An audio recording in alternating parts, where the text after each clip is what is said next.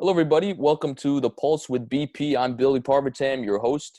And for our second episode, we're pleased to be joined with Nolan Nichols for our second sit-down interview of the season. Nolan Nichols is a Virginia Tech graduate. He works with the U.S. Travel Association as a video production manager, and he's certainly had a remarkable career, certainly an interesting one that has brought him to this point. So let's get started. Nolan, although he's got the Lincoln Memorial in the background, he's actually zooming in from Luray, Virginia.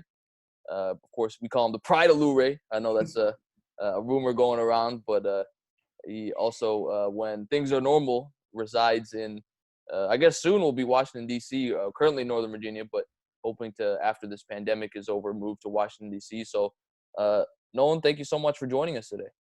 Yeah, happy to be here. And yeah, you can't believe every rumor that you hear. So, just be mindful of that. But no, yeah, I work in DC and really looking forward to moving up there whenever that time comes, hopefully soon. Yeah, hopefully we will get through this sooner rather than later. So let's get started, Nolan, with, of course, talking about sort of how you grew up. You are, like I mentioned, from Luray, Virginia, a town that's mostly known for its caverns. I've been there, pretty nice caverns. But for someone who doesn't know Luray or has never been there, how would you describe it to them? A very small town. Most people don't realize there's a town with it. They just hear, oh, the Luray Caverns. Like, yeah. And then people will ask, oh, did you grow up in the caverns? It's like, no, I didn't grow up in the caverns. So we're the town above the ground. But yeah, really great place to grow up. It's small town. We have actually, I don't know if this is still the case, but at one point we had the smallest Walmart supercenter in America. Wow. So there you go. But yeah, just kind of a really beautiful area. A lot of people come in the summer to the Yosemite National Park or to the caverns.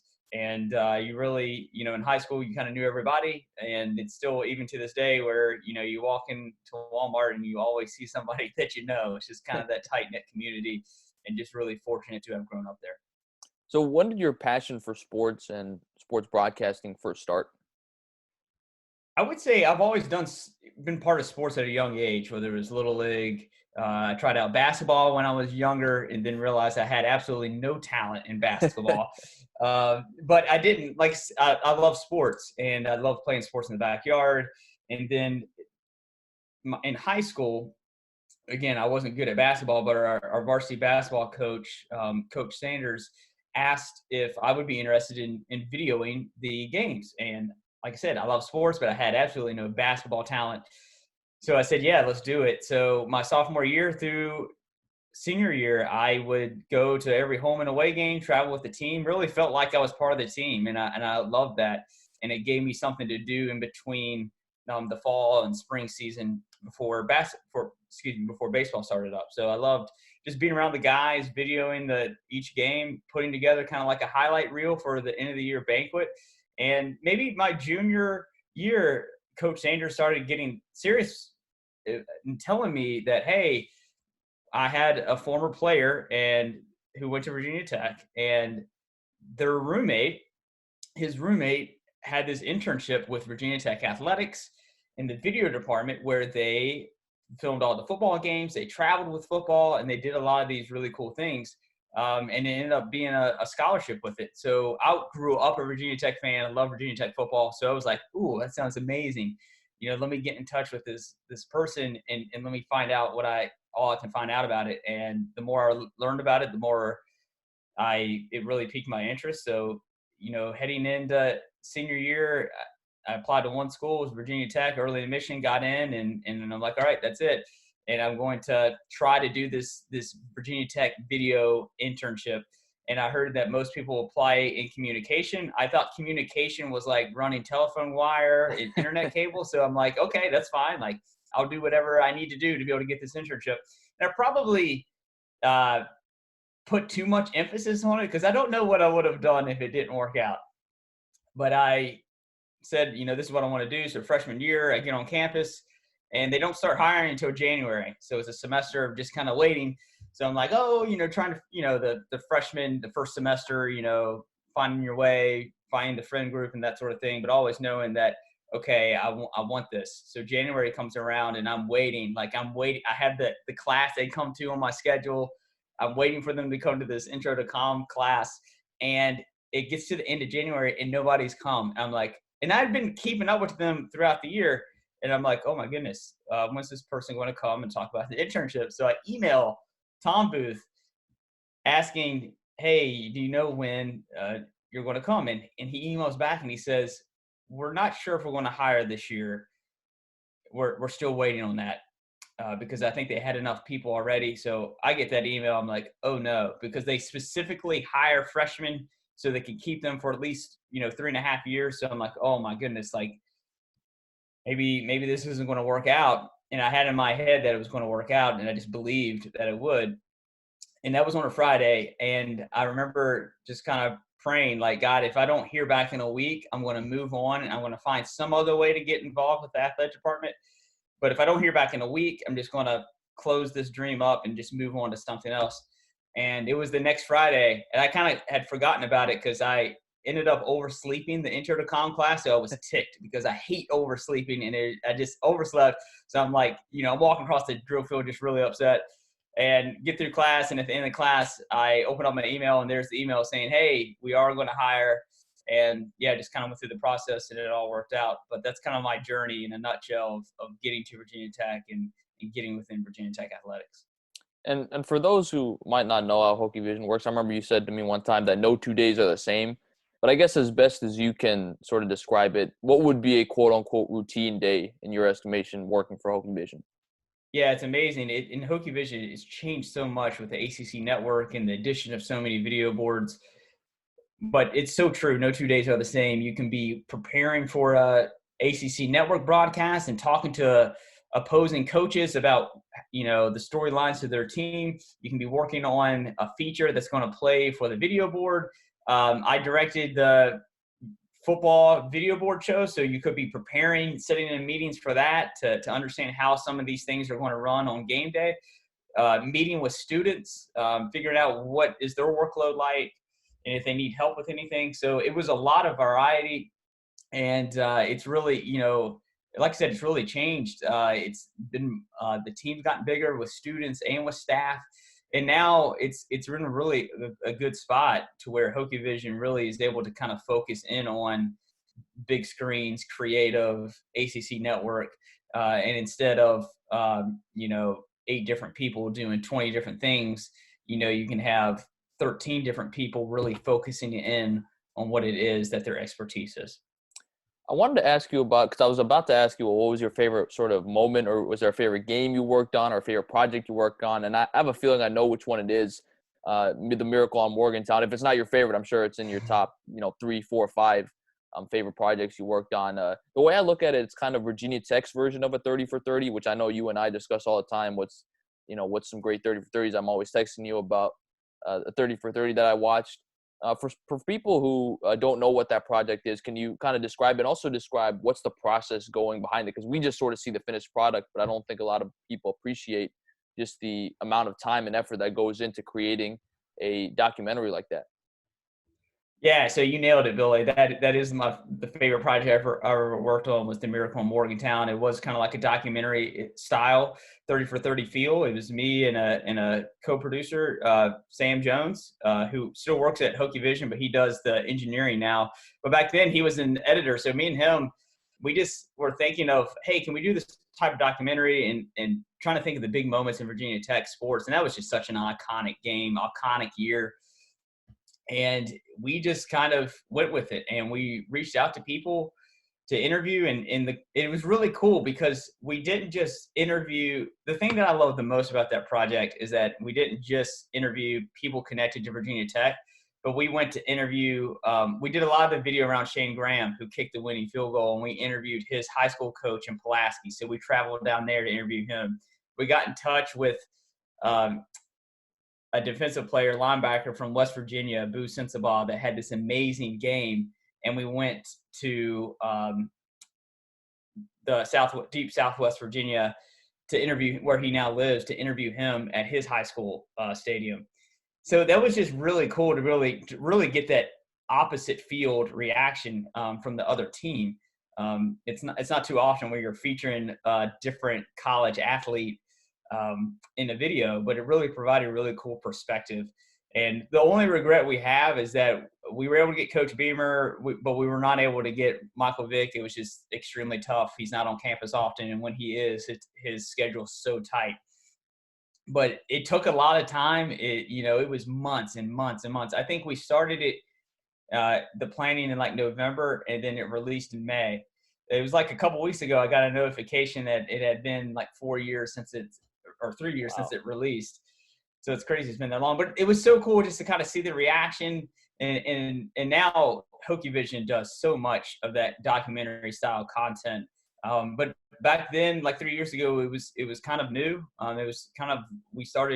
We did one on that, and then another one came out a couple weeks or months later about the Miracle on Dirt with the softball team beating Team USA. So it was cool to kind of start something and just see the reaction that even at Boo Sensabaugh, who, again, he had an amazing game, but it wasn't even about his team, but his community loved it so much. They had a watch party at his church for it. And it was cool to kind of see the reaction amongst Tech fans and other people that really had a connection to that moment because it was so iconic in Virginia Tech sports. Well, that's what I was going to ask about Sensabaugh is that, I've been reading about, The Last Dance, which was big, over these last 5 weeks, how players like John Stockton and Reggie Miller at first didn't want to be a part of it because they didn't want to be part of sort of any documentary glorifying Michael Jordan. I think the exact quote was being a part of a puff piece for Michael Jordan. Did you find it kind of hard to be able to interact with Sensabaugh? I mean, were there questions you didn't want to ask? I mean, what's that process like in terms of, asking someone these questions about a documentary that, like you mentioned, isn't even about him really? It's about the opposing team that beat him in a classic game.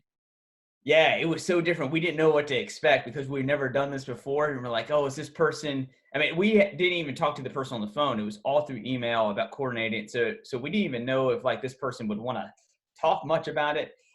But he did. He was so open, and he was – a lot of the interviewing, you're just kind of feeling out how are they responding to questions and what follow-up questions to ask.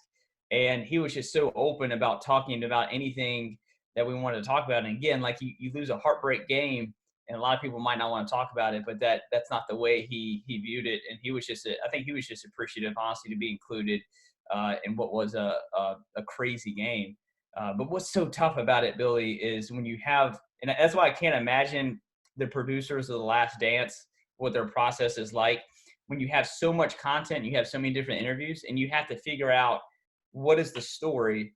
And there's a time limit there too.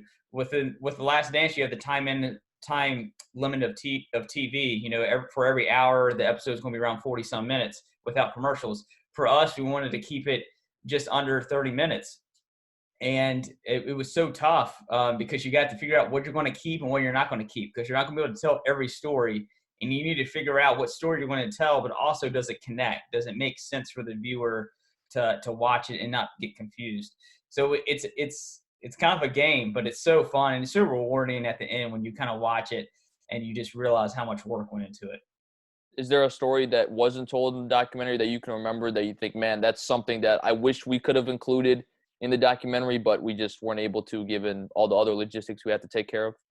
Yeah, it was a couple. I'm trying to remember specifics, but it was a couple of things with Shane Graham when he was in high school, getting recruited. Also, we tried to weave this in here, but his Shane's dad passed away, and he was a huge supporter of Shane's career and just him as a person. So we weave that in, but you could do a whole documentary on the process of getting recruited or Shane's story.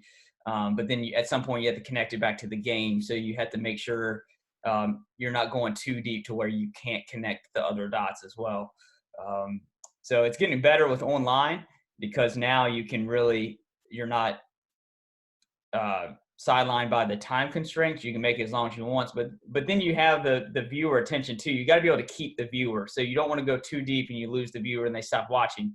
So you have to kind of juggle all of those things into one. And at one point the reason we wanted to make it under 30 minutes too is there was a chance that we wanted to try to pitch it to a local station in Roanoke to air it. And we actually got fairly close in it being aired on WDBJ. The only hang up was simply that we used CBS footage for the game because it was on CBS, and we didn't have the full permission from New York to be able to air that. But that would have been really cool to get that air on TV. But it was really cool just to see the reaction online as well. Fast forward to now, I think it's been almost 2 years now that you're working with U.S. Travel Air Association, or is it? Yeah, moved up about a year and a half. Yeah, year and a Year and a half half. now. It's crazy. So, and you were at Tech, I guess, for almost 8 years. Is that pretty close? Or? Yeah, 2010 to the end of 2018. Yeah. So talk about this job that you're doing now. What do you do for this job, and what sort of went into the decision to transition to this job? I mean, you've been in Blacksburg, or you were at the time, for 8 years, obviously a fan. For much longer before that, you had this association with Virginia Tech. Was it hard to make this decision? What went into this decision, and what do you do as part of your job? Yeah, all great questions. So I was at Virginia Tech, yeah, 8.5 years, and I went to grad school there. I was a GA, and I worked there for 3 of those years, and it was an amazing experience to work with the ACC network and to see that kind of get built up into what all it is now. To see our student program grow, I was involved with kind of managing the student programs and just loved that. Loved video editing. Loved the people there. Loved so much about it. The reason that I left was simply that I just kind of wanted something different. I'd been there again. I'd been an intern since my freshman year, and like I said, I grew up. I love sports, but after 8 seasons of bouncing from one sport to the next, because we did all the sports, so it was you got summers off, but it was pretty relentless during the year, and I just felt like I wanted to try something else, and I wanted to try something different, and it was risky for sure. To try something different, but I did a minor in tourism in college, and always kind of liked that field. And I wanted to move to an urban area or an urban city on the East Coast. So that was kind of my parameters. And at Virginia Tech, there was room, it checked all the boxes. I love the people I work with. There was room for growth. But to me, the thing that kept coming up to me was it's no use to keep climbing the ladder if it's leaning against the wrong wall. And I didn't know if this was constantly what I wanted to do with my life, because like I said, it's a lot of nights, weekends, holidays, and you have to eat, breathe sports. And I love sports, but I don't know if I was willing to give just more time up with it. So I found this position. It was a new position within U.S. Travel Association in Washington, D.C., and a lot of people think, what in the heck is that? And I asked the same question when I saw the job on Indeed.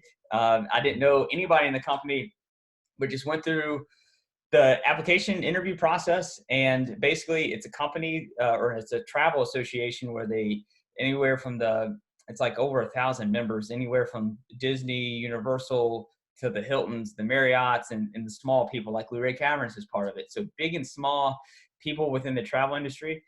We just kind of have events for them. We kind of bring everybody together to kind of tackle big issues that can help grow travel to and within the United States. So I am in their marketing and communication team, and it's a great team. And like I said, I'm the only videographer, so I just kind of take the projects coming in, and I'll edit, I'll shoot the video, I'll travel to our events. So it's a lot of fun. It was definitely risky, and I still go back to Virginia Tech and on certain weekends, and I'll help out with broadcasts when they need help, and I still keep in touch with the people there. They're like family to me. And it was nice to, I enjoy going back to games and being a fan, but it's been really good. It was difficult. It was tough. It was a transition for sure. And it took a while to really kind of get comfortable, but yeah, just so fortunate and just so appreciative that it worked out. So you really do get the best of both worlds. I mean, here in your new job, you're still shooting, you're still creating content, but you still have the flexibility in your schedule to be able to go back to Virginia Tech and be able to help on broadcast, still keep that passion for sports going. Yes, exactly. And I think the biggest thing is just, I love going around and something I want to do more of is just have workshops with college students, especially student athletes, and just be like, hey, you need to, it's a weird question to ask yourself, but you just need to ask yourself, what is it in life that you want to get out of? Because when I ask people in a room what's their goals, most of them, or I haven't heard one where it's like, I want to make 6 figures. It's always like, I want to experience something. I want to go do something. I want to be this type of person.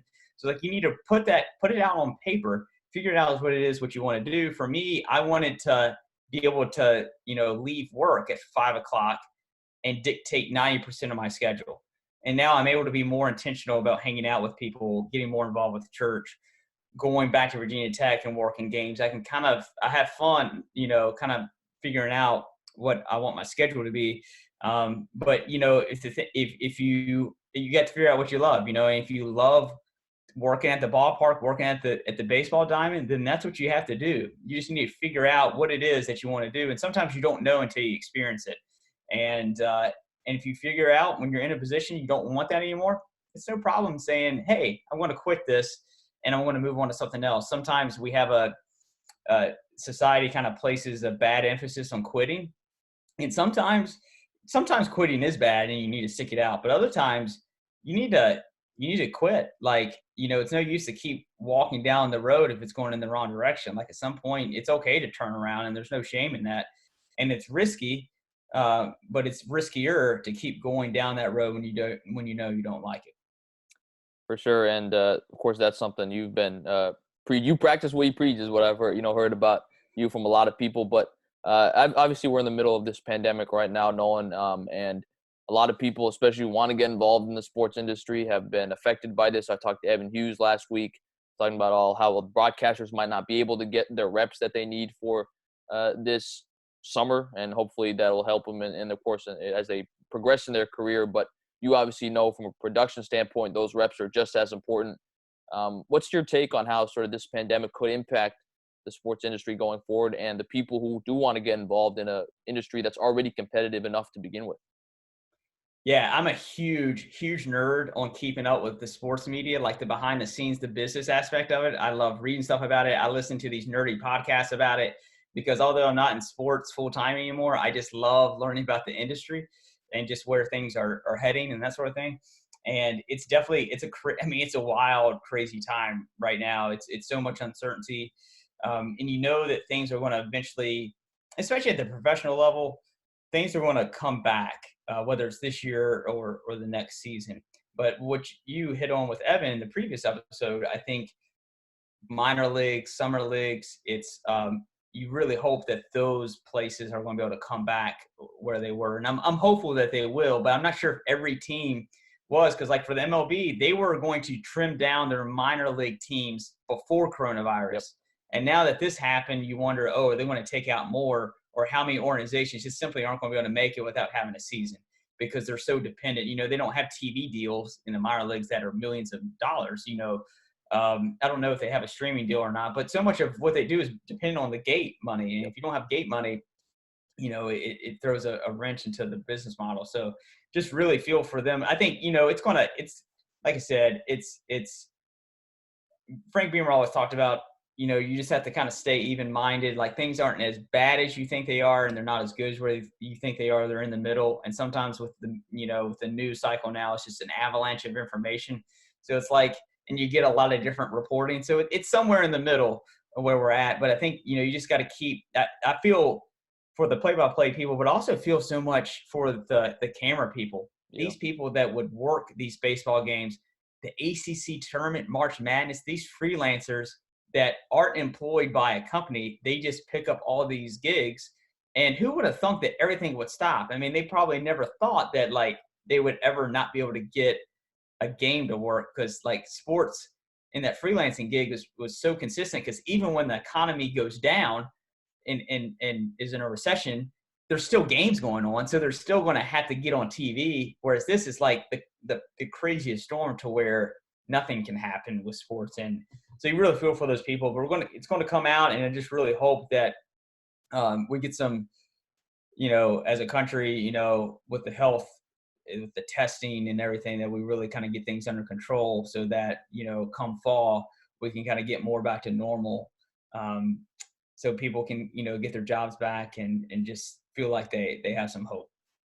I do think you have an interesting perspective on this, in the sense that, let's be honest, nobody really knows when sports are going to come back. But, following sports as much as you do, working in the travel agency, I mean, do you see a scenario where sports can return sometime this summer even? I mean, I know the NBA is in discussions, the MLB is in discussions. Do you see either of those sports being able to return? Do you think it could happen this summer? I mean, what's your take on sort of when we could have some sense of normalcy, in the sense that sports can kind of take away some of the stress we may have during this pandemic?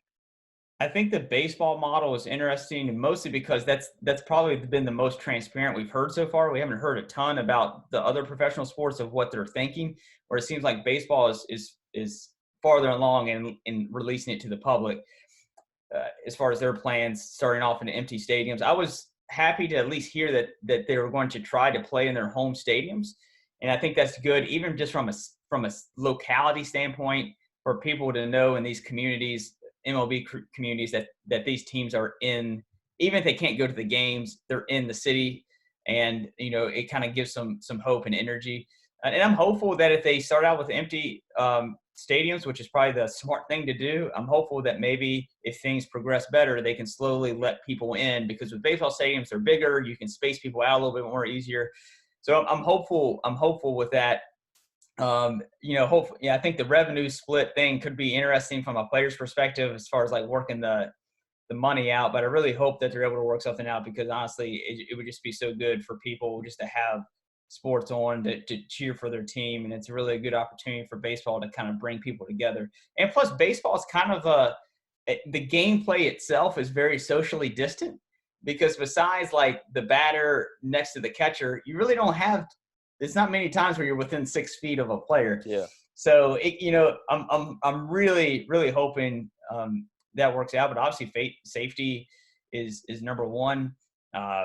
We'll see as things start to reopening, do things kind of spike up again, and I think that will determine with sports what happens, because a lot of the coaches are older with these teams, so that's something you have to kind of put in perspective too, and it's a lot of things. The way it's such a tough decision for everything that affects so many other things. The sports, if the MLB stadiums don't have fans, it doesn't just affect the gate money that the teams come in. It affects the concession stand workers. I mean, think about how many jobs are tied to sports teams or businesses. They have a restaurant right next to the stadium, and they make it because of the Washington Nationals. Like, then it throws their business off. So it's crazy how interconnected everything is. But I'm hopeful that things can be moving in a positive direction really soon. I will say the study, MLB did a study several weeks ago, but the findings came out last week, where they tested employees, all different types from concession stand workers. It was thousands and thousands of employees from different cities, and they tested to see if they had coronavirus antibodies. And I think it came back that only like 0.7% did. So I wish that number would have been higher, because then that would have shown that it's been through more communities than what we realize, and that maybe more people, because most people don't have symptoms of COVID. So it would have been a sign that maybe more people have had it, and that we have a little bit more herd immunity than we realize. So it kind of made me realize that we're going to have to be really, really careful when we do open things back up, because you really don't want anything to spike, and you don't want to go back to what we've been going through the past 2 months. Yeah, and I think that's the interesting thing is people say, well, sports don't really matter.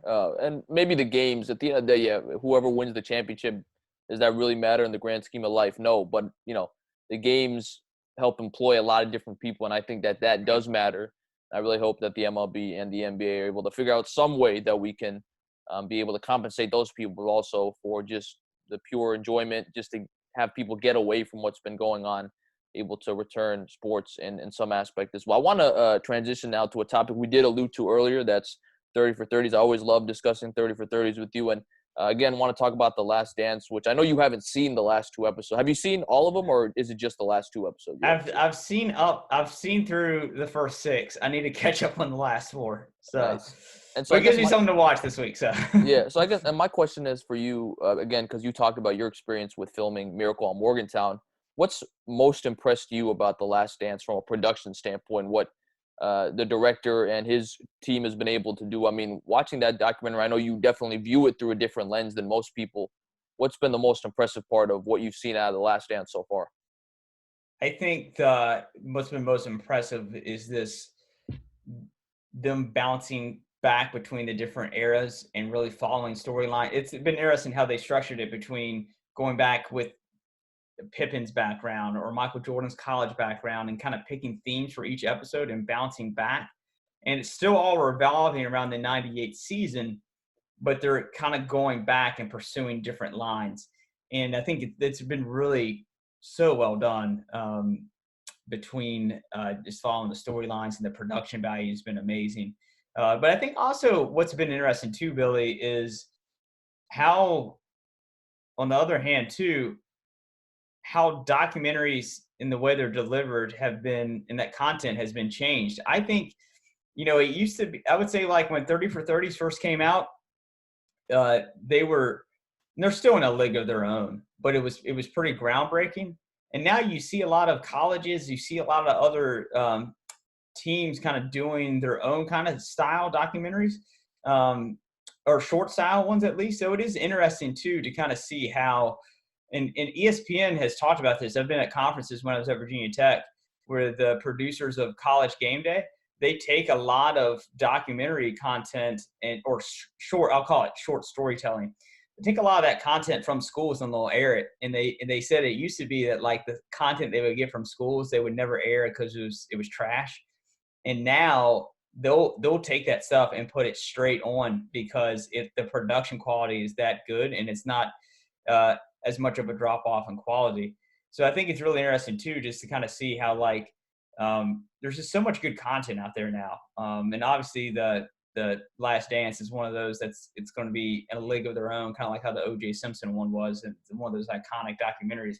But it's interesting too how the public appetite for documentaries is so high right now.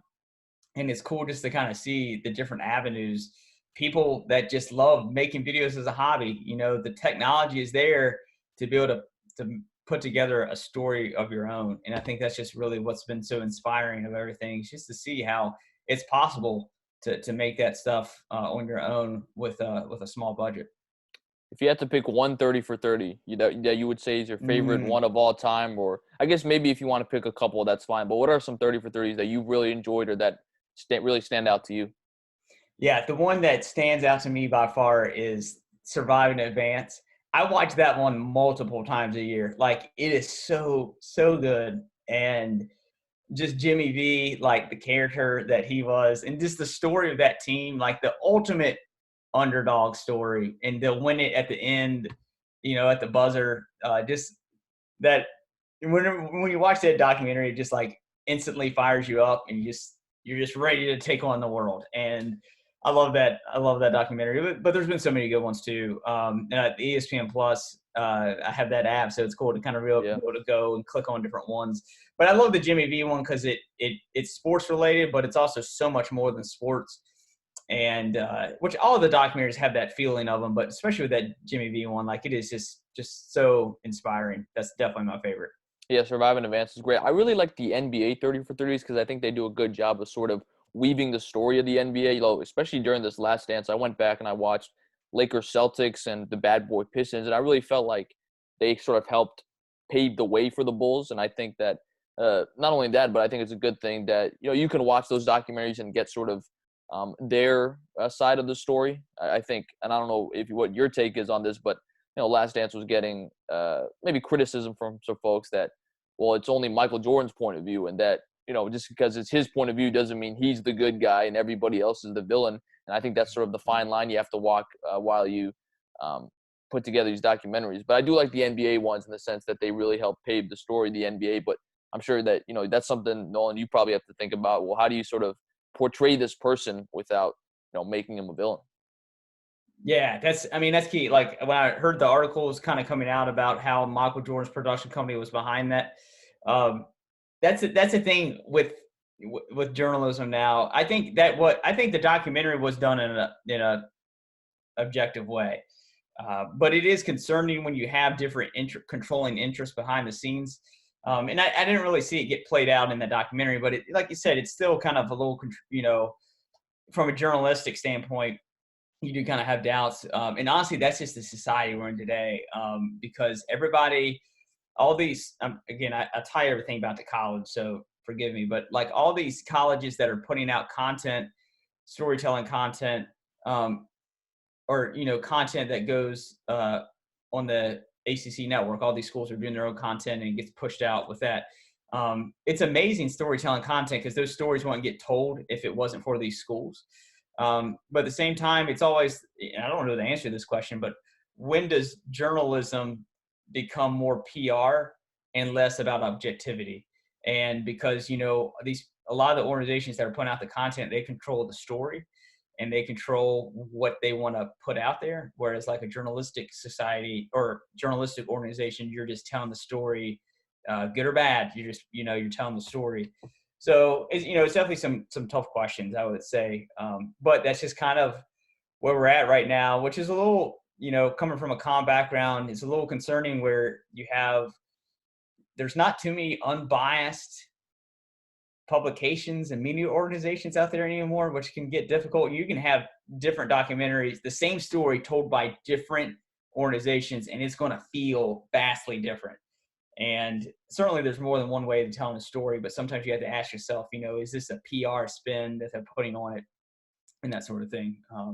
But that's just the curse that comes with the blessing of more content, is that you just have a little bit more controlling interest with some of these publications and stuff.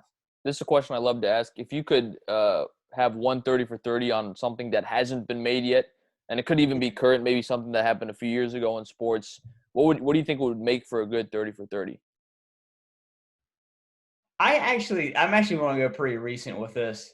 I think I'm really looking forward to the 30 for 30 that comes out. Was it March 14th when the NBA or March 12th when the NBA suspended their operation? Yeah, somewhere around that time. I would love to know the week leading up, the meetings to that, and then Adam Silver making that call, and then Mark Cuban finds out, like, they have him on a live camera and he's getting a text message, and then he goes over to the officials, and then it looks like the Utah Jazz game is going to tip off, but then there's a rumor that the female official who refed a previous game with a player that had COVID, that she might have it. So then that game doesn't get played. I would just love to know, just like the rabbit trail of all the different pieces, what happened behind the screen or behind the scenes would be like really, really fascinating. And then you have like Scott Van Pelt breaking in on Sports Center, like way before his show comes on, and he's like trying to get a handle of what everything's going on. Like he's doing like, his Bob Lee, where he's like anchoring during this crazy news story. So I think that will be a really interesting one, I think, because even just with society, like when the NBA postponed, that's when you knew, like, oh man, this is a real thing that's going to impact us. And so just to learn more of the story behind that would be fascinating. Yeah, I'm sure that would make for a great story. Evan Hughes was on here last week talking about how, the students went to the AC tournament and then they were there when it ended up getting canceled. So I know it might be hard to appreciate it now, but I think going forward after this pandemic is over, we can look at that moment and say, man, that really was a moment in history. I would say for me, on a little bit more lighthearted note, I think a great 30 for 30 would be, you look at the park right behind me, the Nationals run Yes. to the World Series last year.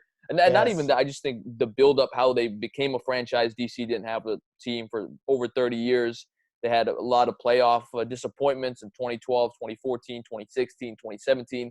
And then in this last season, they're 19-31. No one expects them. They think Davey Martinez is going to get fired. The bullpen is terrible. And then they're able to sort of turn it around and win the World Series, beating the Dodgers and Astros to 100 over teams that had over 100 wins. I think that would – I know I'm a little biased, clearly, but I do think that would make for a 30 for 30. And you were even there at some of those games, weren't you?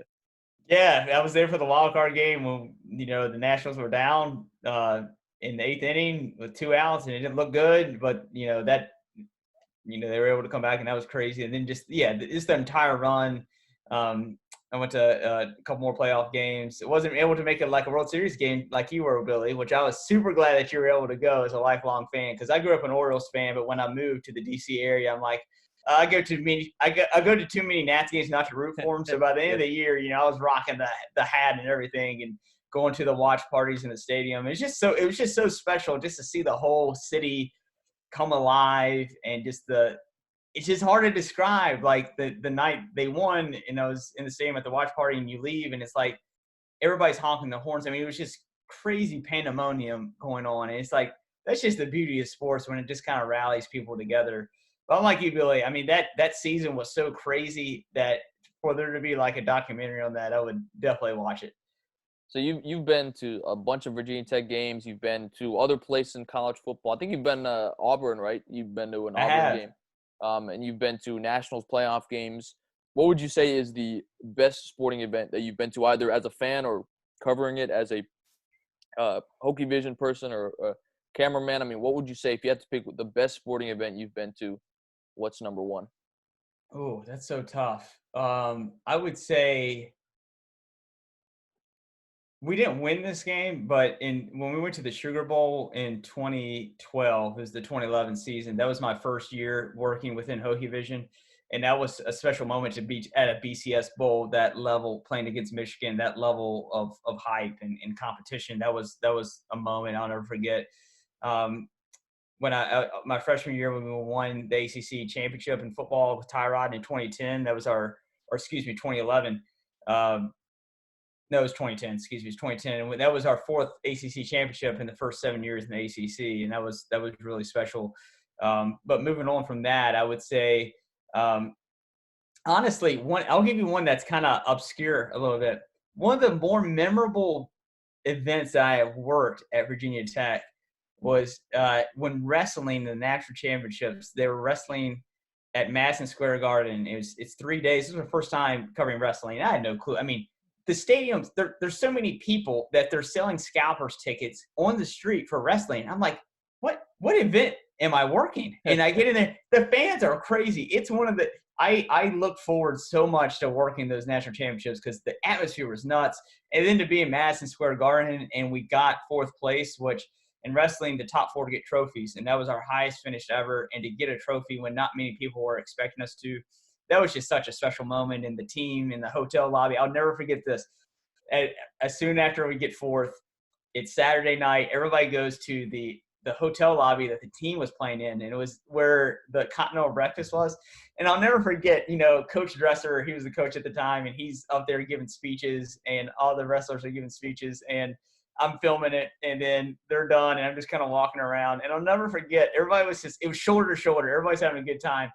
And I'll never forget, the trophy was next to the waffle iron for the Continental Breakfast, just hanging out by itself. It's like everybody was just having a good time that they forgot where the trophy was. Is right next to the Continental Breakfast waffle iron, So it's just like moments like that you'll never forget. And then as a fan, I mean, honestly, my freshman year had so many good memories because that's when we beat Duke at home when we had college game day for basketball. And that's still one of my kind of top moments as well, just as a fan. That was a lot of fun. But honestly, working the games, it's been so many great memories between basketball and football. And I was actually able to freelance when Virginia Tech made the Sweet 16 that ended up being in DC, and that was just a surreal moment too.